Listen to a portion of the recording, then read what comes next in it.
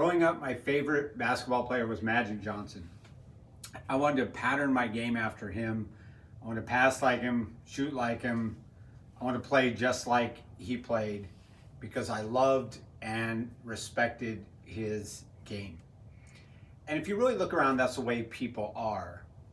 You look at the way singers sing and you can find out who their influences are. You look at the way a writer writes something and you can see the influence of people that they respect. Even children who look up to their parents, you can see them try to live out their lives the same way their parents do, out of respect, because we know that respect equals influence. And that's exactly what Proverbs says over and over again. As a matter of fact, more than a dozen times, it talks about the fear of the Lord, the respect that we have for God, and how that influences our whole life. Proverbs 1:5 says that fear of the Lord, that respect, that influence that God has in our lives is the beginning of knowledge.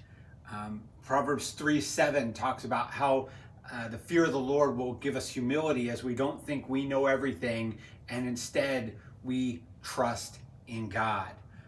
Proverbs 23:17 talks about how we only respect God, and when we do that, people and things that we shouldn't respect, we don't, and so everything has its proper place. Proverbs 8:13 talks about how it changes our morality as we learn to love what God loves and hate what God hates. 14:26 Proverbs talks about how we have confidence in the fear of the Lord, and Proverbs 19:23 says it leads to life. That is, we have a better life when we have that overarching respect and are influenced by God and his ways.